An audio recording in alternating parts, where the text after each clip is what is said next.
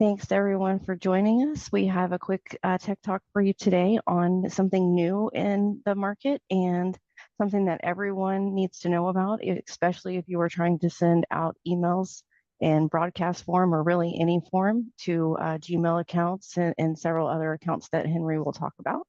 But we will talk about exactly what those changes and the requirements are and how you can make sure that your emails will actually get delivered once you hit that send button. So I will pass it over to Henry and go ahead and get us started. All right. Thank you very much, Stephanie. I appreciate the intro. And yeah, let's get rolling. What we're going to talk about today is a one more, well, this time it's 5-letter acronym, but one more, 3, 4, 5-letter acronym that our industry is just really well known for, DMARC. But this one is a really important one, and it is new. So a lot of people are not very aware about it, and it really affects everybody's email deliverability. Like, how well are you getting email to where you're trying to get it? So let's dig in. Now, there's a lot of times our focus on our webinars and tech talks is just about cybersecurity. And we've brought this up a lot, that there's 18, 20 things that we've got to kind of address. We've got to think through, how are you doing X, Y, or Z parts of a overall healthy cybersecurity approach? And email protection is one of those. Today's conversation is really heavily focused on the deliverability, not even so much the cybersecurity of your emails, but it is an important part of your email protection strategy to have what we're going to talk about. So today we're going to hit kind of a cybersecurity thing and an operations thing all in one. So that's one of the key things that we talk about, email protection. But we're going to look at it again from a little bit of a different perspective, from the perspective of, if you do this thing well, it's going to help your email be safe, and it helps it be delivered as well. So let's talk about DMARC, and we're going to define what it is, why it's important, how it works, where it fits into the place. We're going to be done in like 8 minutes probably. I may be long, a little longer than that, but this isn't a long conversation, so hang tight. So first off, why does DMARC matter? And then we'll talk about what it is.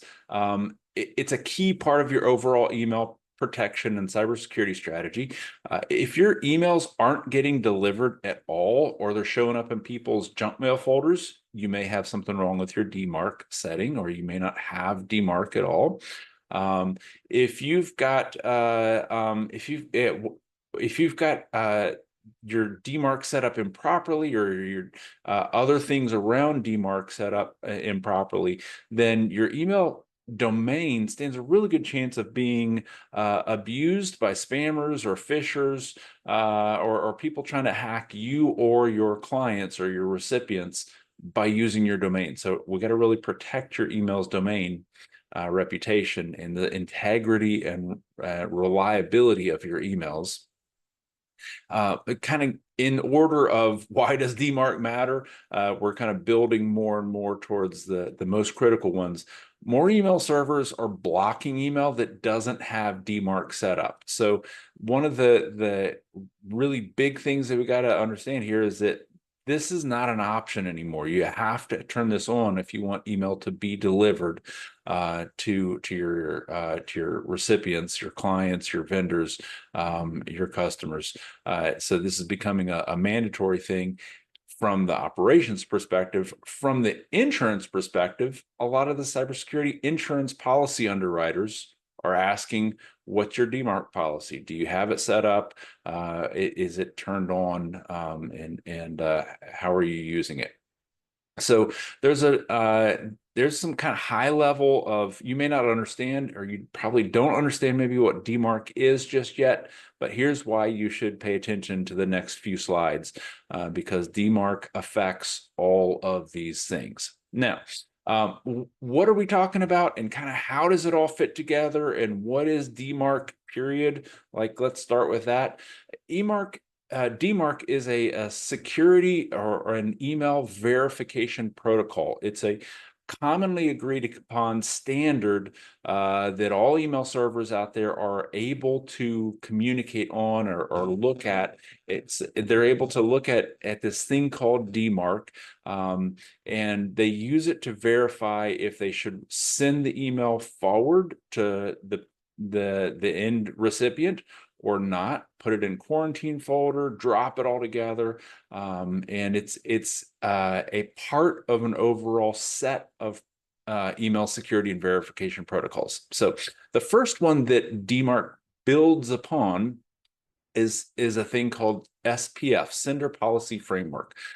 SPF, the first of these three protocols, it allows domain owners, i.e., like for me, it would be I'm the owner of turnkeysol.com.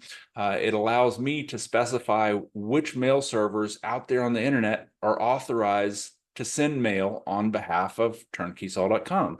So if your email address is at acmetrucking.com, then it would allow you to specify, here's the short list of email servers that can send for acmetrucking.com. So SPF verifies if it's one of the allowed senders.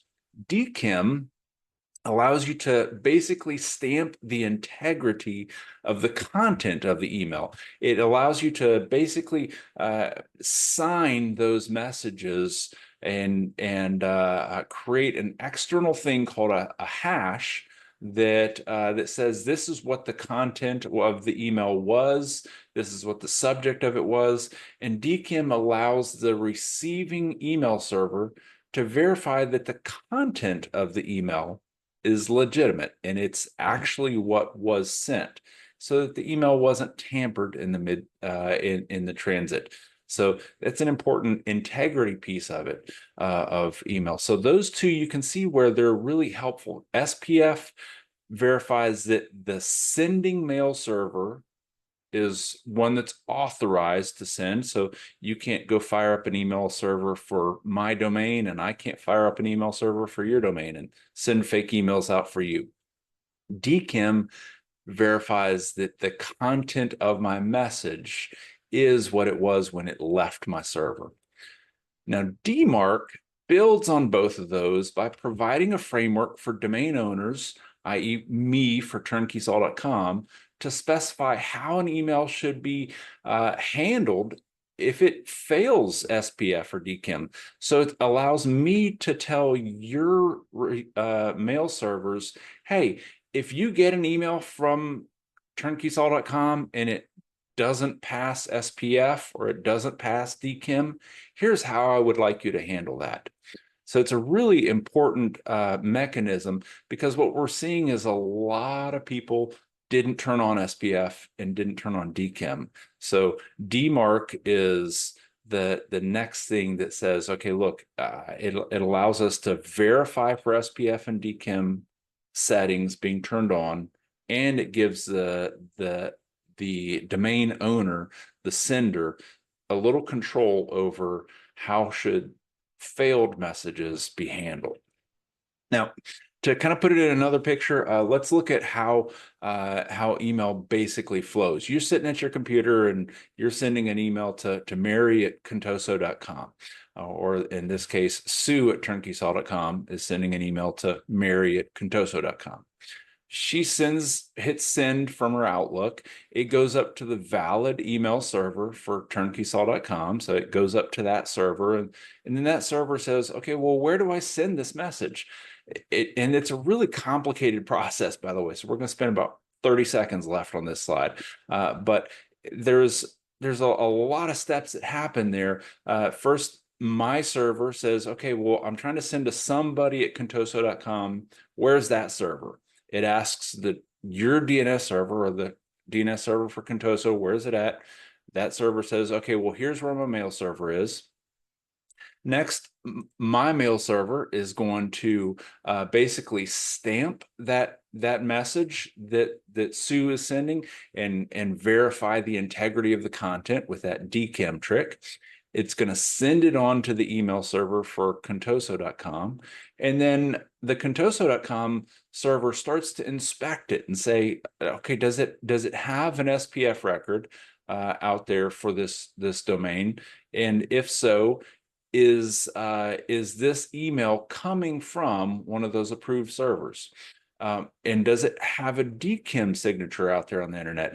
And if so, was there any problem with the email? Was it encrypted, or was it taken apart? Does it match what it should have, what the sending server said it should have matched? Basically, the content of it. Does the body and subject and a bunch of other factors of the email match what it was when it left the sending server? And in that email server, the recipient email server goes and does a bunch of checks. So where does DMARC fit in all that picture? DMARC is kind of a third inspection rule, and it's pretty new. It came into place around 2022, that says, okay, first off, does the sending server have a DMARC policy? And all of this happens in a couple different spots. So the first thing with DMARC is that the recipient server is going to ask, okay, do you have a DMARC policy? And if so, what is it? How am I going to handle these things? And we know that the answer to does it have an SPF record and was it from a legit server is this, and we know it did this when I inspected it for DKIM. But the third thing that now DMARC does is verifies what does the sending server, or the legitimate sending server, the domain owner for whoever was supposed to have sent this, what do they want to be done here?